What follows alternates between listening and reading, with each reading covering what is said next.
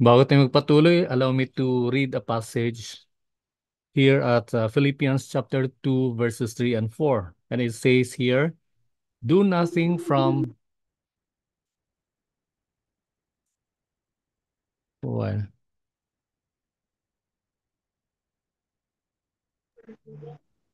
ulitin ko, Philippians chapter 2, verses 3 and 4. Do nothing from selfishness or empty conceit, but with humility of mind,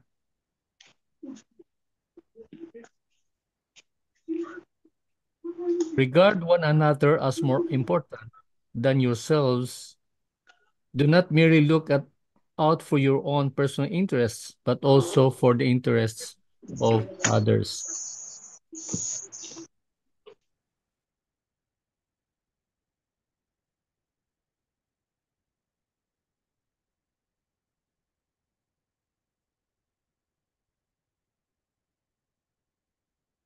Okay, so ano yung makikita natin sa binasa nating talata? Ang sabi rito na tayo ay pinapalalahanan na lahat ng ginagawa natin, hindi lang pili, kundi sabi nga rito, everything that we do, wag nating gagawin to para sa sarili nating kapakanan, no? At para tayo maging conceited, bagkus sabi dito ng Panginoon, tayo ay magpakumbaba. And when we say pakumbaba, pag sinabi po natin humility, ibig sabihin po natin, we treat the others or the other person as more important than ourselves. Now, kung titingnan naman natin sa James chapter 4 verse 6, sabi po rito, ang linaw po ang sabi po, God is opposed to the proud, but gives grace to the humble. Ayan, tunay nga po na tayo pinalalahanan ng Panginoon na maging mapagkumbaba. Huwag tayo maging conceited, huwag natin tingnan yung sarili natin na ika nga minsan yung parang tayo ay mayroon tayong entitlement, no? Bagkus tayo ay magpakumbaba. Kahit na kung minsan tayo ay may mga iba naman kinukutya tayo, kahit na wala naman tayong ginagawang masama, ginagawan tayo ng mga hindi magandang kwento, pero tulad ng sinabi ng Panginoon, tayo ay magpakumbaba, no? Ang ating pinaka-perfect example ay ang Panginoong Hesus mismo, no? Nung siya ay pinanganak sa lupa, datapwat siya ay Diyos, datapwat siya ay Panginoon na lumikha ng langit at lupa. Pero nung nasa lupa po siya, hindi niya po pinangalandakan yung pagiging Diyos niya. Bagkus siya po ay nagpakita ng magandang ehemplo ng papakumbaba. Dahil po dyan, nung namatay siya sa cross, tayo ay nagkaroon ng kaligtasan. Nagkaroon tayo ng buhay na walang hanggan sa pamamagitan ng ating Panginoong Hesus. Tayo'y manalangin. Dakilang Diyos, salamat po sa paalaala niyo po sa amin sa araw na ito. Lord, truly, we have nothing to be proud about. Wala po kami may pagmamayabang, wala po kami may pagmamalaki, Panginoon, sapagkat ang lahat po ng bagay nagmula po sa inyo. Lord, patawarin niyo po kami sa mga pagkakataon na we we became proud, O God. Naging mayabang po kami sa aming isip, sa aming puso, at alam namin, Panginoon, na hindi po ito kalugod-lugod sa inyo. Patawarin niyo po kami, Ama. Panginoon, we commit to you the rest of this time sa aming pong pagpapatuloy ng paghahanda para sa darating na DOH Master's Licensure Examinations. We pray for those who are not yet with us. Pangunahan niyo po sila, Panginoon. At we commit the rest of this time, Panginoon, at nawa tunay nga po kayo ang mapapurihan at mapasalamatan. Ito po ay aming samot dalangin sa pangalan ni Jesus. Amen.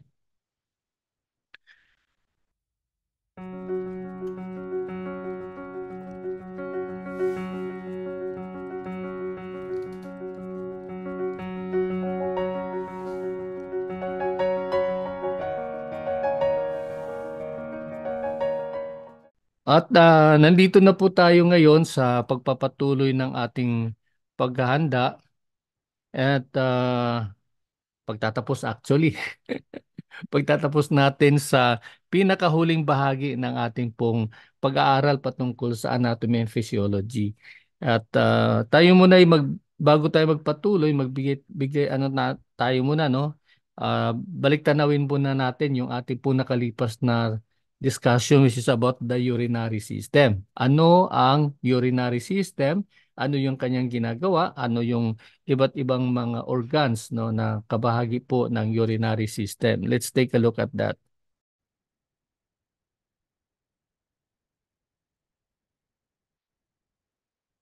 Okay, ito na. Nakikita nyo na ba yung slide natin? Ayan. Okay, anong muli ang urinary system? Kung inyong malaala, ano ang function ng ating urinary system? Ano yung ginagawa ng ating urinary system? Hmm.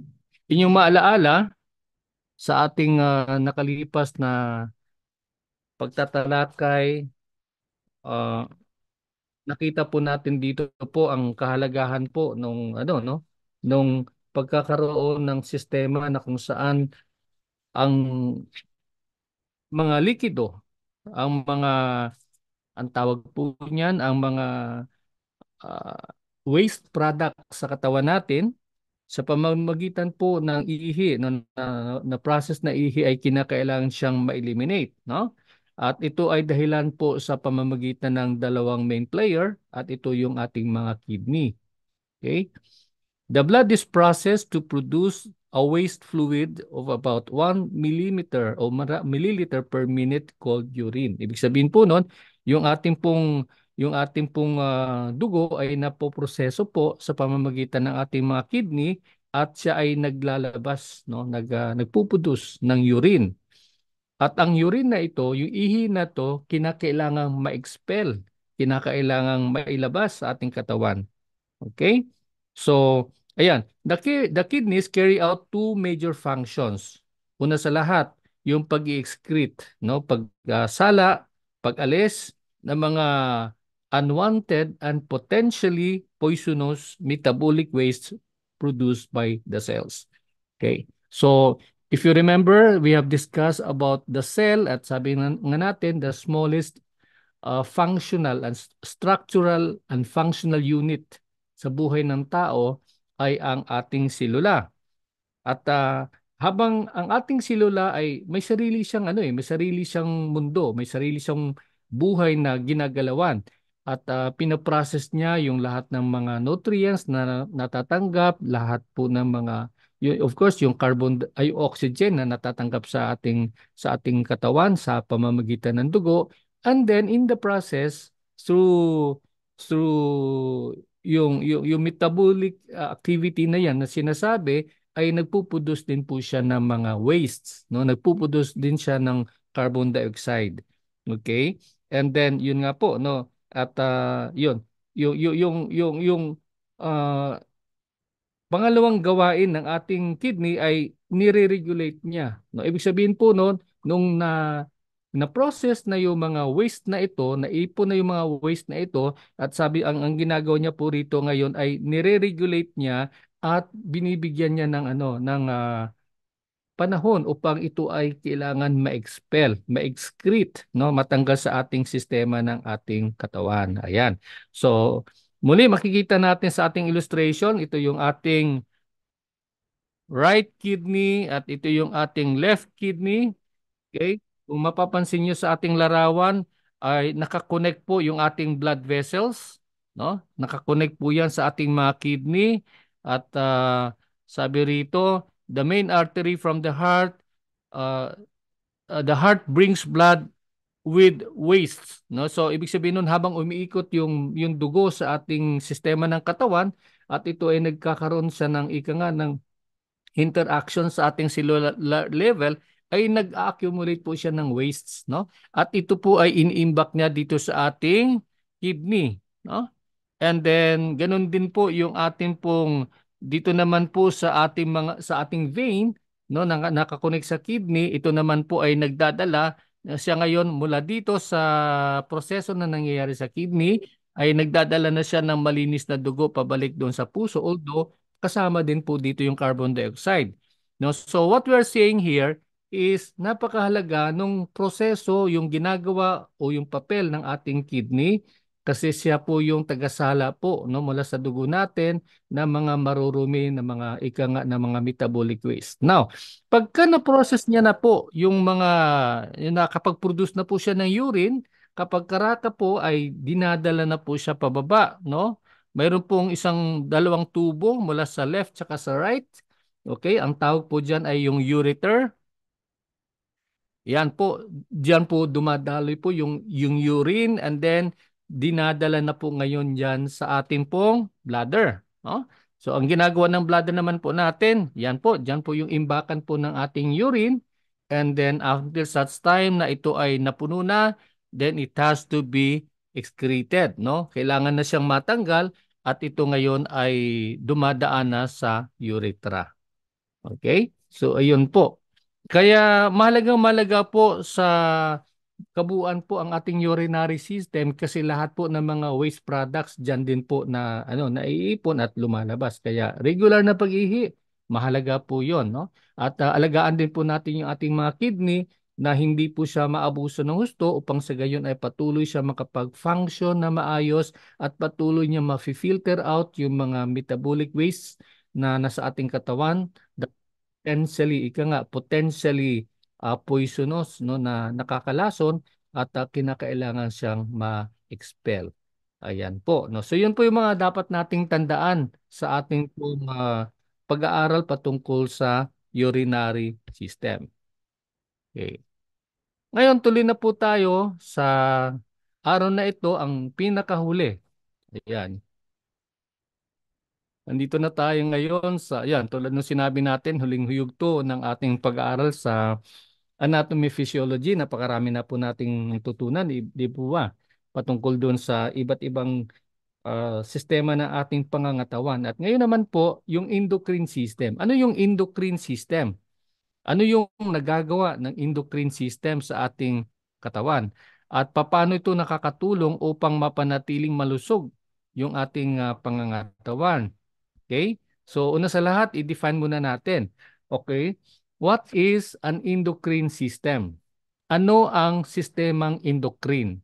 Ang sabi rito, the endocrine system is a complex network of glands and organs. So, ibig sabihin po nun, napaka-komplikado po na ano po niyan, na network na kung saan ito binubuo ng mga iba't ibang mga glands at organs ng ating katawan. At ang pangunahing player, ika nga, no, ang main player po ng ating pong endocrine system ay yung mga hormones. Okay. Ano naman yung hormones? Hormones are regulatory substances, ayan, may kulang na S, yung substance, that stimulate cells or tissues into action.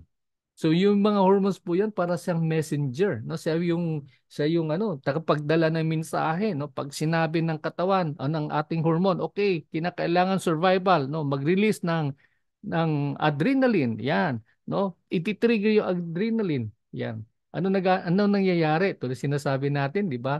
Ang mama na normally hindi nakakabuhat yan ng refrigerator, kapag may sunog, nabubuhat niya po 'yon, no? It's because of the hormone na na tinatawag nating adrenaline, no? Okay? So, it uses hormones to control and regulate the body's metabolism. Pag sinabing metabolism, yung proseso ng pag-produce ng energy mula sa nutrients na kinakain natin sa ating katawan. And then, of course, kung anong enerhiya, nung level ng enerhiya na kailangan niya i-produce, no, in response to a given situation, ang pagkakaroon ng kakayahan na mag-reproduce, no, pagpapatuloy ng salinlahi, no, reproduction through sexual, uh, uh, sabi nga ng mga abogado, carnal knowledge, no, yan. Pinaganda lang nila nung sexual intercourse, carnal knowledge, at marami pang iba. No? So yun po yung ano po niyan, yun po yung pangunahing gawain po ng ating endocrine system. Ang tawag na ginagalaw ng ating endocrine system. Now, ano po yung structure and functions ng bawat bahagi po? No? So, in this illustration, nakikita natin, we have here the hypothalamus, pituitary gland. Yan, ang dami po niyan. Ano po? Himay-himayin po natin. Ano po ang bahagi po ng bawat glands na yan at ano naman po yung kanyang role. Ano po yung kanyang ginagawa. Okay. Up here in the up superior part, ayan, superior level, makikita po natin yung pituitary gland. Ayan, pituitary gland. I hope I'm pronouncing it correctly.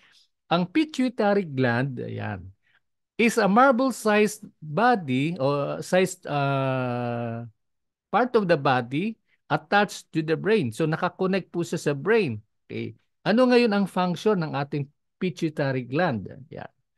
Kaya ang sabi rito, the pituitary gland has an important role in controlling growth and development and functioning of other endocrine glands. So, ibig sabihin po nun, uh, siya po yung taga-regulate po, no? Siya po yung tumutulong para magkaroon po ng paglago, no? At pagkaroon ng full development ng mga iba't ibang mga endocrine glands, no? So, napakalinggit po niyan, no? Napakaliit lang po niyan, ngunit napaka-powerful ng kanyang ginagawa sapagkat siya yung nagre-regulate ng mga nagre-regulate. Tama ba 'yon? No? Kasi po yung endocrine glands natin, sila po yung ano po, kasama po doon sa nagre-regulate sa iba't ibang bahagi ng ating katawan tulad ng sinabi natin kanina sa paglago natin, sa paglaki natin, no, sa pagdevelop ng ating mga iba't ibang bahagi ng katawan and many other things. Okay. So iyan po ay ang ginagawa ng ating pituitary gland. Ayan po diyan, no. Dito po siya naka-embed, no, nakakonect po siya sa ating brain, nakakonect po siya sa ating nervous system. Okay. The next one that we can find here is the thyroid gland. Okay? So ang thyroid gland naman ay isang uri din po ng glandula, no? Na kung saan ay ang kanyang function ay ayan, no? Muli, metabolism. Pag sinabi natin metabolism, siya yung tumutulong para i-process yung mga pagkain kinakain ng ating katawan, no? Tinatransform niya into energy and then tumutulong din siya sa growth and development ng ating katawan. Ayan. Ito po yan si thyroid gland ng po ang may pakana po niyan. Tumutulong din po si thyroid gland upang i-regulate ang iba't ibang mga functions katulad din po ng pituitary. Siya din po ay tumutulong upang i-develop at i-release ang mga hormones na didiretso doon sa bloodstream. Now, tandaan po natin, bawat chemical na napuproduce ng endocrine system, ito ay ipinapadala sa iba't ibang bahagi ng katawan sa pamamagitan ng ating mga blood vessel, sa pamamagitan ng ating pong arteries, sa pamamagitan po ng ating mga veins. Okay, so yan po yung dapat nating tandaan po diyan. Next. From thyroid gland, ngayon po ay andito na ngayon tayo sa parathyroid gland. Okay. Kung may thyroid gland, may parathyroid gland. Okay. Ano ibig sabihin po nun? Okay, yung parathyroid gland ay apat po na, yan, may ano din po siya, no? Para din siyang mga tawag natin mga kabataan pa nung araw na mga jole, no? Mga marble-sized organs na matatagpuan sa liig, no? At malapit sa thyroid, no? Naka-ano po siya, naka-embed din po siya, malapit po siya sa ating thyroid, no? Kaya ang tawag diyan sa kanya ay parathyroid. Ngayon, ano po yung ginagawa niya? Yan, katulad po ng ibang bahagi na iba pang mga glandula sa katawan natin, nagpupudos din po siya ng mga hormones at yung mga hormones na yan ay sila po yung mga chemical na napupudos na ating katawan and then sila po yung nagre-respond sa mga iba't ibang pangangailangan ng ating katawan. So that's about the parathyroid gland. Ang sumunod naman ay ang thymus. Okay? Thymus is a small organ found in the upper chest. Almost magkaano lang sila, no? Magkahilera lang silang ni thyroid sa ni parathyroid at sa baba naman po, siya naman po ay si thymus. Kung maalaala ninyo yung ating talakayin regarding doon sa um, lymphatic system, ayan. Andito na naman, no? Natagpuan na po natin si thymus. Si thymus ay siya yung nagpuproduce ng mga white blood cells. Ano po yung nagagawa at ginagawa ng white blood cell? If you remember, the white blood cell is the ano po, main antibody or main defense natin, no, ng ating katawan mula sa mga harmful na mga microorganisms. Okay? So, ayan po, no? Ito po ay si thymus. At si thymus, muli tulad sinabi natin, producer po siya ng WBC or ng white blood cell. Ayan. Ang sumunod naman, yan, katulad naman sa discussion natin sa digestive system, heto na naman si pancreas. No? Si pancreas ay matatagpuan sa stomach at ang function, katulad na banggit na rin po natin, si pancreas ay nagproduce ng mga enzymes. Ano po yung enzymes na yan? Yung mga enzymes na yan ay mga chemicals, no, na kailangan ng ating katawan upang sa gayon ay maging ano po, ma-assist niya po yung pag-digest ng pagkain, no? Ito ang kanyang kaparaanan po ay sa pamamagitan po ng kanyang chemical na napuproduce. Okay? If you remember, balikan uli natin si digestive system. There are two types of digestion na sa ating katawan. One is the mechanical digestion through our teeth sa pamamagitan ng ngipin, at yung pangalawa naman ay chemical digestion sa pamamagitan ng mga enzymes. At yung mga enzymes na yan ay makikita rin po sa ating pong mga bibig. Okay? So, there you are. No? Ang sumunod naman, aside from pancreas, eto naman tayo, si adrenal. No? Si adrenal gland ay isang uri ng glandula na matatagpuan sa ibabaw ng kidney. No? Isa yung parang kalo, no? Dito, nakapatong po siya sa kidney, at gayon din po, no? Siya ay nagpuproduce ng mga hormones na katulad po ng adrenaline, noradrenaline, no? Ito yung mga hormones na nagkokontrol ng ating ng pintig ng ating puso, pag-maintain ng blood pressure, at marami pang mga functions. So, yan po ay sa pamamagitan ng ating adrenal gland. Ayan. Pag adrenal gland uli, ito po ay yung ilalarawan na lang po natin na yung sa kidney natin meron pong naka-embed, may nakapatong po na nakakalo po na kulay dilaw. Ayan po ay si adrenal gland. Okay. Ayan naman, no? Dito naman tayo ngayon sa ovary. Okay. Sino pong mayroong ovary? Kalalakihan ba o kababaihan? Ayan. Okay. Pag ovary, naturalmente ay ito ay para sa mga ano po, mga biologically women or tama ba yung biologically women? Okay, kababaihan. And sabi nga rito, one of pair of female glands in which the eggs are formed, and the female hormones such as estrogen and progesterone are made. Yan, yan. Okay? So, tandaan lang po natin kapag ovary, ito ay may kinalaman sa pagkakaroon ng eggs na kailangan para sa reproductive system. Unfortunately, hindi naman natin 'yon pag-uusapan sa DOH, sa licensure examinations.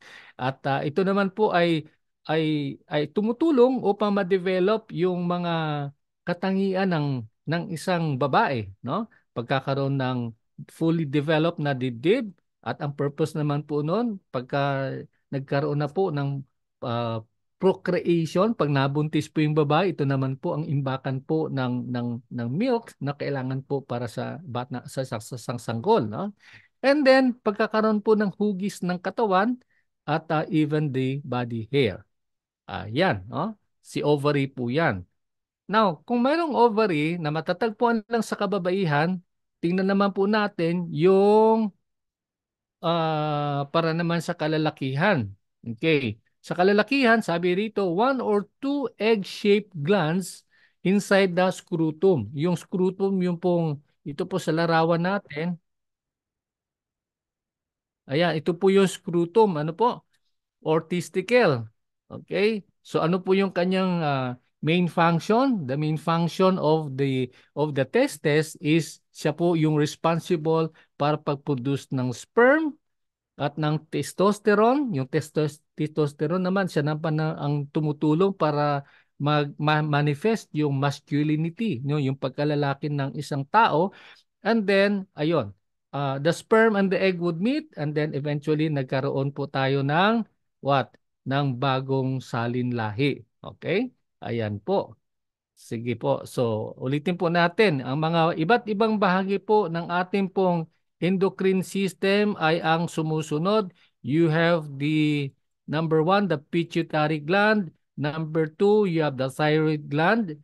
And then kaakibat niyan ay ang sumunod, the parathyroid gland. And then we have the thymus. And what else do we have here? Yung pancreas na yan. And of course, the adrenal gland. And last but not the least, sa female, meron tayong ovary, meron silang ovary. And then, pagdating naman sa kalalakihan, yan, kami po ay meron pong testes or testicles. Ayan po. Ngayon, there's always a discussion about ano po yung pagkakaiba kasi pag sinabi nating glands, may dalawang uri ng glands. No? You have the endocrine glands and the exocrine glands. Medyo may maling spelling po to. Exocrine, ibig sabihin EXOCRINE. Nagkabali po itong illustration. Anyway, so ano pong sabi po rito? Pag sinabi nating endocrine gland, ang endocrine gland ay dumadaan po o nagsisikret ng chemicals o ng hormones directly doon sa bloodstream. Ibig sabihin po noon, kung ito yung daluyan ng dugo, doon po dumadaan yung mga hormones, no, yung mga chemicals na na-produce ng katawan. Whereas pag sinabi nating exocrine gland, okay? Yung exocrine gland, hindi po siya dumadaan sa bloodstream, subalit nagkakaroon siya ng sariling ducts. Ano po yung ducts na yun? Yung parang kung saan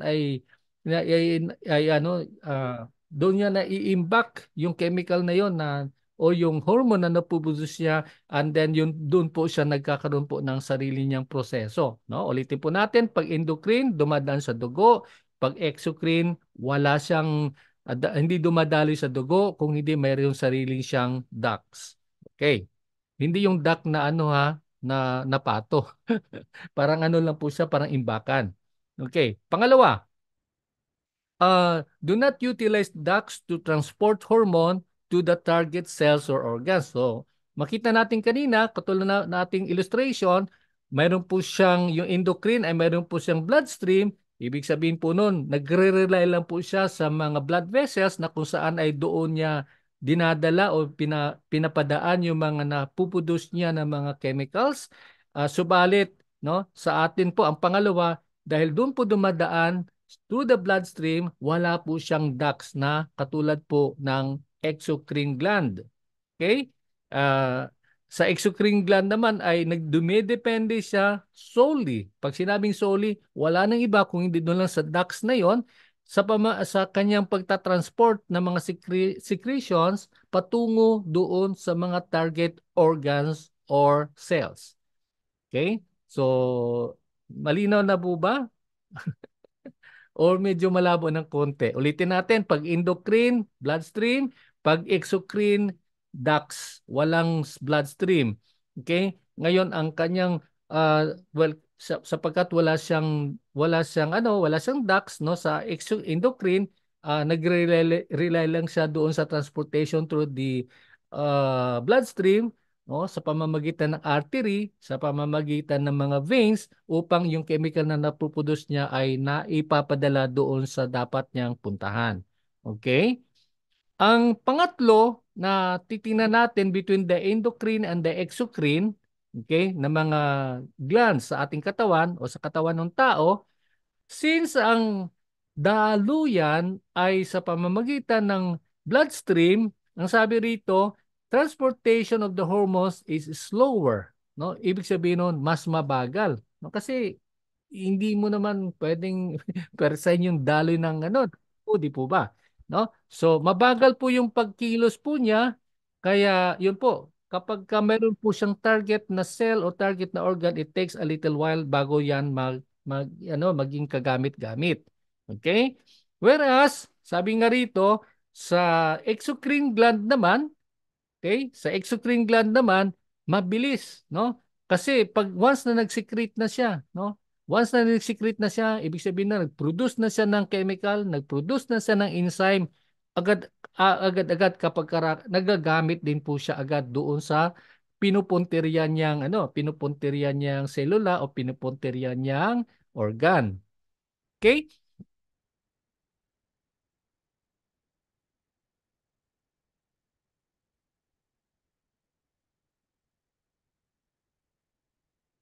Okay. So ang sumunod naman na comparison natin between endocrine and the exocrine ay the exocrine glands secrete hormones, no? So nagpuproduce na po siya ng mga hormones, and then pag si exocrine naman po ay nagpuproduce siya ng enzymes. Yan, okay? Enzymes. Kung maalala ninyo yung sa digestive system, 'di ba? Sabi natin sa bibig nagkakaroon po ng chemical digestion. Ito ay sa pamamagitan po ng enzymes. Ibig sabihin po noon, ang nag-produce doon ay exocrine gland. Okay? Exocrine gland sapagkat ito po ang kanyang product ay si enzyme. Okay. So, yeah. Ang sumunod naman na comparison ng dalawa, no, between the endocrine and the exocrine, sabi nga rito, glands have slow response to on the target sites. So, kung mabagal po ang transportation ng mga ng mga ano tawag niyan, chemical na napupudos ng mga hormone na napupudos ng ating pong endocrine gland kasi dumadaan po siya sa bloodstream, mabagal din po ang kanyang target response or target ang tawag niyon ang kanyang reaction. Okay, it takes a little while. Ngayon sa exocrine glands have comparatively faster response on the target sites, no? So balik tayo doon sa digestive system, di ba? Kapag kumakain tayo, nagpupudos na agad no ng mga enzymes yung ating bibig, ng ating katawan. And then, yung nga po, mas mabilis po yung kanyang response. No? Mabilis siyang mag-produce at mabilis siyang magkaroon po ng response o ng action. Okay? So, ayan po, ano yung mga halimbawa ng ating po mga endocrine glands? We can see here in our list, you have the thyroid gland, the liver, pituitary, hypothalamus gland, etc., etc., etc. Yan po sa endocrine. Sa exocrine gland naman po, tulad ng sinabi natin kanina, yung enzymes na napuproduce ng ating bibig, no, sa pamamagitan po ng laway, and you have the pancreas, you have the liver, and the sebaceous gland. Yung sebaceous gland naman po, yun na yung matatagpuan natin sa ating pong integumentary system, no, na nagpuproduce po siya ng pang-moisture ng ating pong mga balat. Okay. So I think yan lang po ang mga bagay-bagay na dapat nating pakatandaan like what we've said.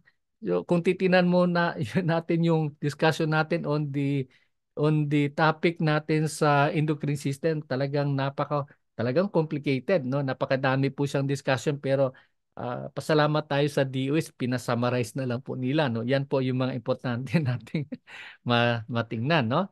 So, bilang recap, no, katulad na ano natin, the endocrine glands releases hormones. Ito ay yung chemical substance na acts like messenger, no, kung ano yung kailangan gawin reaction ng ating katawan sa pamamagitan po ng mensahe na nakuha po ng ating nervous system. Ayan po, maglalabas po ng hormones, ng chemical yung ating katawan. Okay. At these hormones travel to cells in other parts of the body. Ano klaseng hormones po 'yan, no? Sabi natin yung endocrine 'yan. Yan po yung ating pong mabilisan po siyang nagpo-process kung saan po ay mabagal po kung dumadaan po sa pamamagitan po ng ating pong bloodstream. Okay?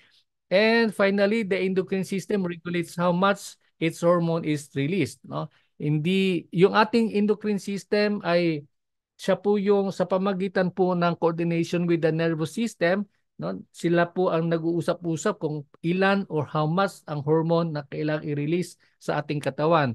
Balikan po natin, example po natin, kapag ang tao po ay nalagay po sa bingit ng isa pong uh, fight or flee syndrome, ika nga, no, yung pagkakaroon ng adrenaline natin, yan po, no, isa pong response po yan. The more adrenaline is being produced, the more powerful, no, ika nga, in quotation, the more powerful a person could be, no.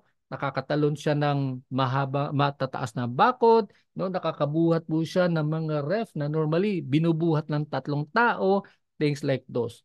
Okay? So ayun po ang ating pong discussion on the endocrine system.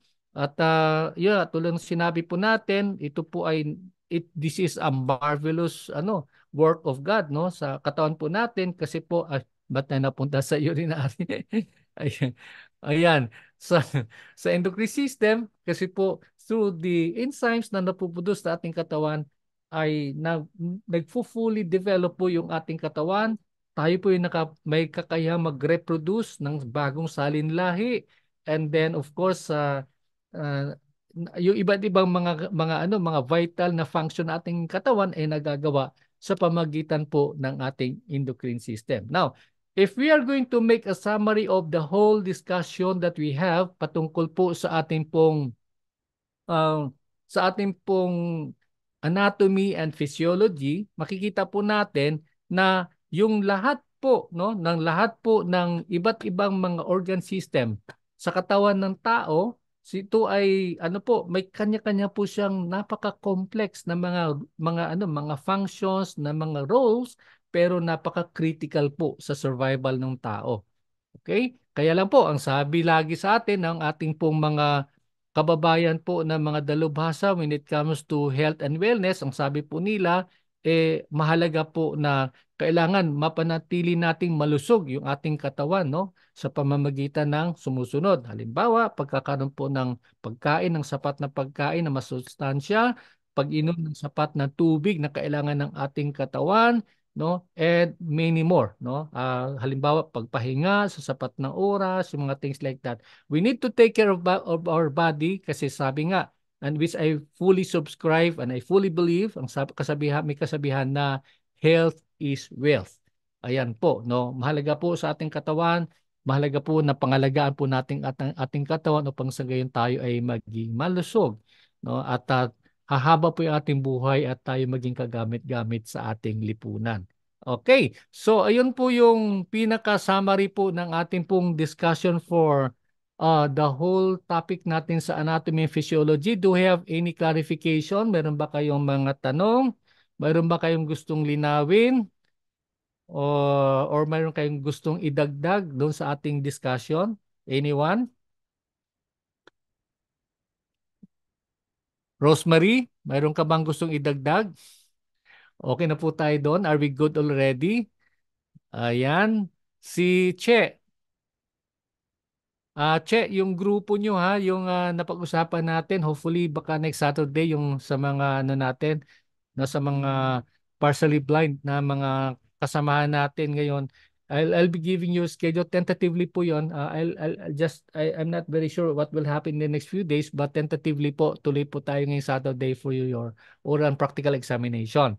And also palaala po muli sa mga hindi pa po nakapag-submit ng inyo pong mga requirements, please keep on working and be on time. Isubmit nyo na po, ipadala nyo po sa AUSA Jensen yung inyo po mga documents para ma-check po natin and then we would finally endorse your documents to Manila. But however, to those may mga obligations financial, tiyakin po natin na settle po tayo sa ating mga obligations, no? At tayo nasa 17, there are some of you na hindi pa rin nakapag-settle ng inyong pong monthly obligation. I am gently reminding you, paki-settle po ng monthly obligations. And then, for those hindi pa rin po nakapagsimula ng inyong pong mga video, katulad po sinasabi namin, pakiasikaso na po ninyo mga video. Tandaan po ninyo, medyo marami-rami po kayo. Kaya the earlier you could submit it to me for evaluation, the better for you. Okay? Para kunti na lang po yung ating iisipin para sa mga darating na araw patungkol po sa inyong para ma-recommend namin kayo sa DOH licensure examinations. Okay? Wala na bang ibang katanungan? If ever meron pa kayo, please PM nyo na lang po ako patungkol po sa inyong mga tanong lalo na kung mga about your documents, paki-PM nyo ako, pag-usapan po natin. And then, ayan po.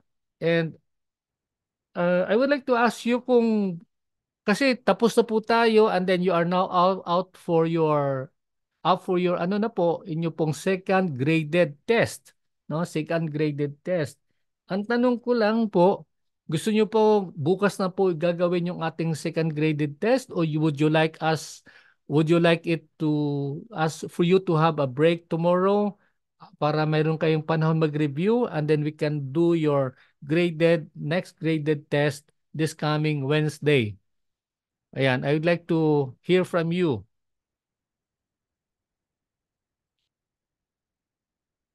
Rose. Okay, sandali. Si Che may gustong sabihin. Dali, Che. Okay, Che, go ahead.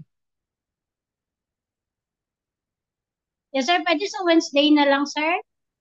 Sa Wednesday. So tomorrow, break tayo. Break kayo bukas. You'll spend time to review for tomorrow. We will not have class tomorrow. And then para tuloy-tuloy tayo sa inyong grade test ngayong Wednesday. Okay ba kayo lahat dyan? Are you okay? Ayan, si Eva, nag-thumbs up. What about the others? Desiree, thumbs up si Des, si Cherry Ann. What about you, Rose? Parang gusto mo na bukas na mag-graded test. Para para excited na si Rose. Okay. Yeah, kay Sam, si Angeline, yeah, thumbs up. Break tayo bukas, walang pasok. We'll spend time to review. And I think majority naman siguro na ilan tayo sa klase ngayon. We are okay, 20. No? I hope lahat naman siguro sa 20, you'd like it. We'll have a short break tomorrow, one whole day tomorrow, and then para dire-diretso na tayo sa ating 50 item lang naman po. No, 50 item, babasahin nyo na maigi yung ating topic ng anatomy and physiology. I'll be giving you 50 item graded test by Wednesday. Okay, ulitin ko po. Lahat po niyo yung results, kino-compute po natin po yan, automatic po sa system. And you will be left with one. After this, mayroon pa kayo isa pong graded test and then your final examination. Si Star Life, you're raising your hand for a while, Star Life.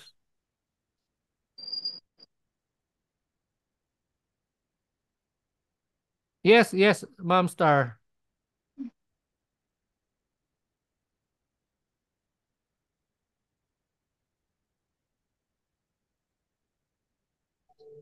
Ayan, go ahead, Star.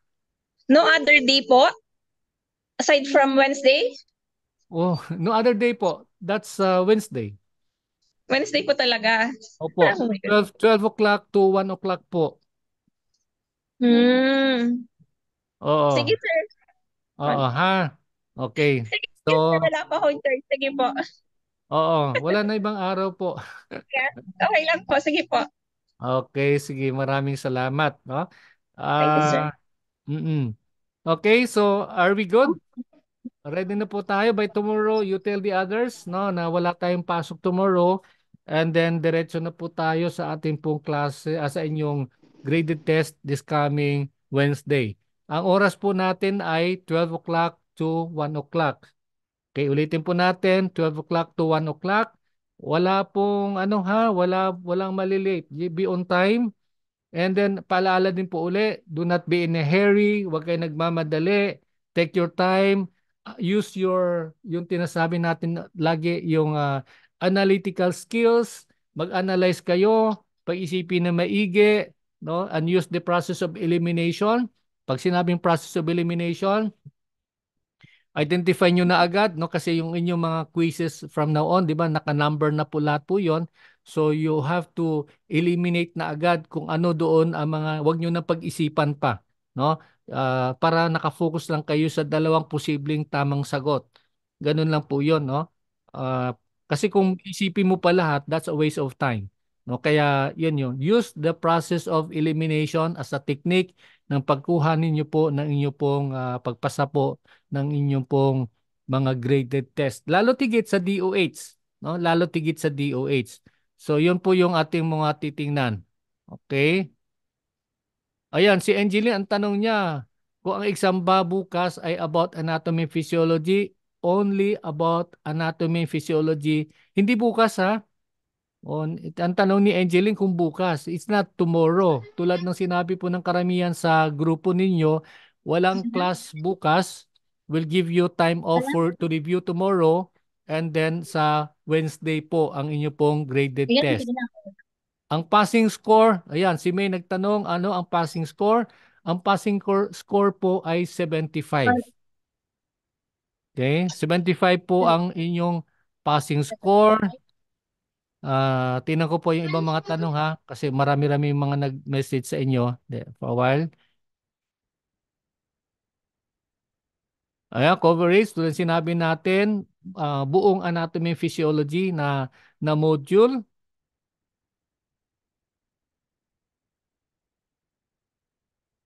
Okay, so wala na po. Yun lang po yung mga abang tinitinan ko po yung po mga nasa chat box na mga messages. So yun naman po ang dapat nating Oh, yeah. Angeline, it's not tomorrow, hindi po bukas, kung hindi Wednesday po. Wednesday po ang inyo pong graded test. Okay? Hindi pa po to exam ha, hindi pa to final exam. Ano lang po, graded test. It's a test that's graded. Actually, unit test ito na graded. Okay. So I think that we're good. Okay na po tayo dito. Wala na po tayong Kaya paalaala ko lang po muli doon sa mga may mga unsettled monthly obligation. Please settle it now. Padala niyo po sa GCash account Benjamin Eugenio Jr. at same number 0917 0969-204-3324. Ayun po. Asahan ko po yan para po sa mga hindi pa po nakapag-settle. Okay, so aral na maigi and then make sure you pass your graded test this coming Wednesday. Okay, yun lang po. God bless. See you tomorrow. Maraming salamat. Okay.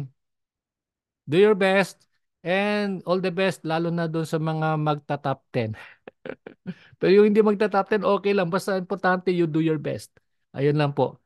Okay. Bye. Arigato.